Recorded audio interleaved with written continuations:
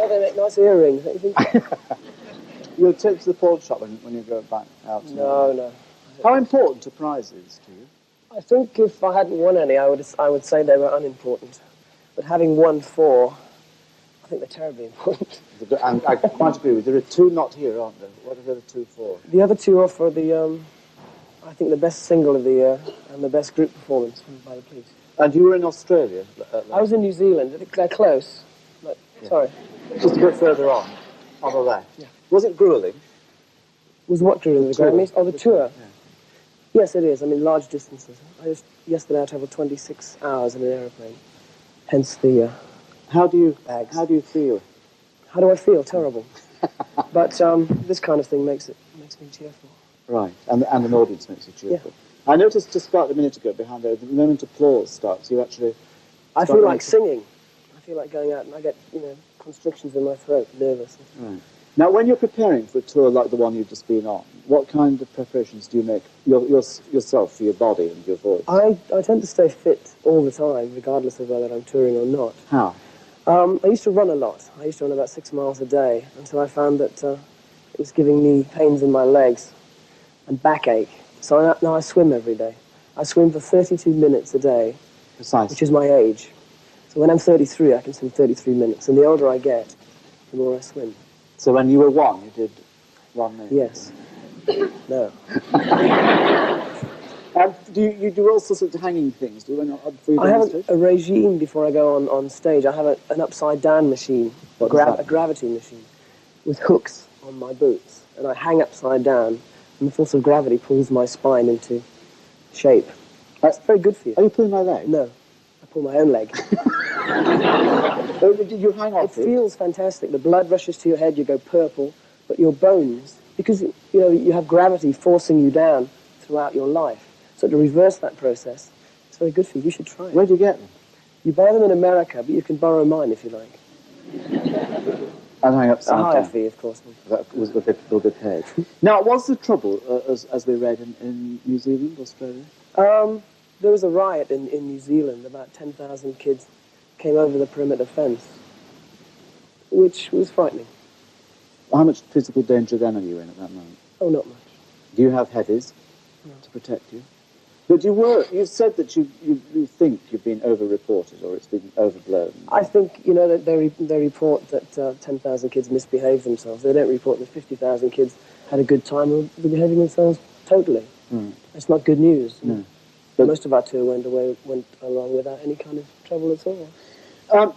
We see people of your stature now you're not going to sleep, are you? No. We see people of your stature putting a lot of emphasis on the video now, the video package now. Now, is that of supreme importance in the success of a song? I think increasingly so. You can now have a bad record with a good video that's a hit.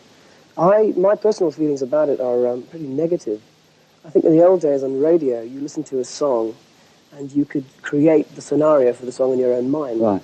Now it's dictated to you by the artist. The song means this. This is the visual interpretation, and it's the only one. Whereas before it was much more creative for a listener, so I would prefer to go back. Shall we look at the video of Every Breath You Take, and then you can talk about the actual details of the importance of the video. Can't you see you belong to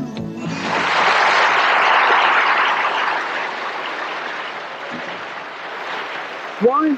Why is that in black and white? Why? Yeah. I'd spent the year before watching videos by other groups and seeing musicians dressed in trench coats acting out every line of their songs, and it seemed to me a bit silly. Yeah. I wanted a film that was simple and a film that showed musicians just playing. Yeah. I think that's entertaining in itself.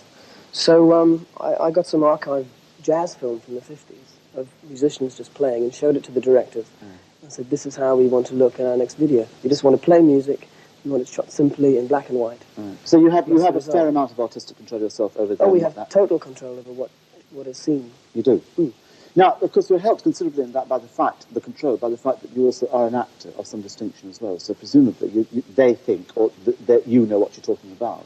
I think so. I mean, we work with the best people in the business, I think, Kevin Godley and Lol Creme. Yeah. And we have a mutual respect going, and a good working relationship. Now, when everybody else is swanning off to Tahiti of the group of police, you actually go back to the theatre or the television studio to act. Is that a conscious? Well, Stuart is in Tahiti, Andy is in Sri Lanka, and I'm in wherever this is, Shoreditch or Houndsditch or wherever it is. Yeah. Today I had to work on what's called post-syncing for the film Dune, which is virtually redoing the soundtrack. We have a picture of you in Dune. Do you? Yeah. It's an anagram of Nude as well there. Look at it. There you are in Dune. I don't know whether you're actually wearing that thing or standing behind it. That's all there is. That's all there is, yeah. When is that to be released? That's coming out in The Christmas. film, I mean, not the... Christmas 84. Right, and we shall see it then. Well, all the other lads are away, you just described.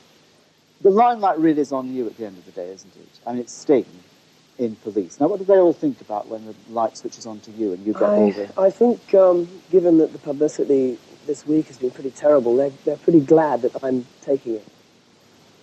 They don't want a share. I don't want it either this week. But you, presumably, they have more tension about not having it than you have, don't they? I think they've learned to put up with it or cope with it, you know. It's not terribly wonderful to be in the newspapers every day, especially when they print rubbish. Well, sometimes they sell it that way, don't they? What sort of rubbish have they printed recently? Oh, awful. I'm a pathological drug addict, you know. Terrible. And you go to sleep and win Grammys. I do, yeah. Nonsense. Listen, you'll stay for the rest of the programme, won't you? Because we have various delights to offer in front of you, some of which you may be able to partake in. If you nod off to sleep, I shall kick you. and fasten you to a machine upside down and turn you around and have the blood go to your head. Great. Sting, thank you kindly. Thank you.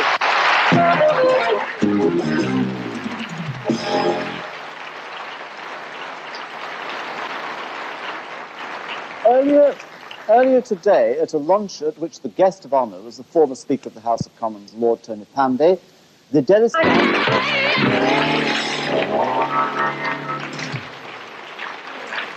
Anything you fancied on that? I fancied her, actually. She doesn't come with the Ideal Home exhibition. She works at the programme. You can have her later. I like her very much. Yeah, I like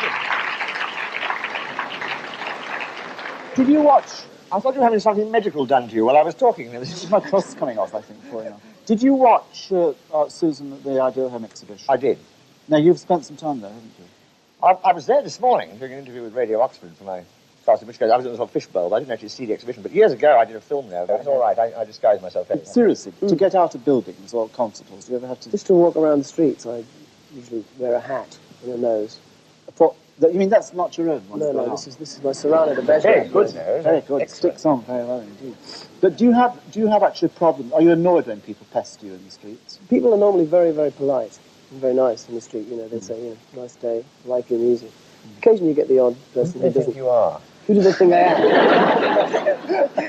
They congratulate you heavily. It's some people say, are you who I think you are? Which is impossible to answer. Yeah. What would you say? Who do you think I am? Yes, I'm Richard Nixon. The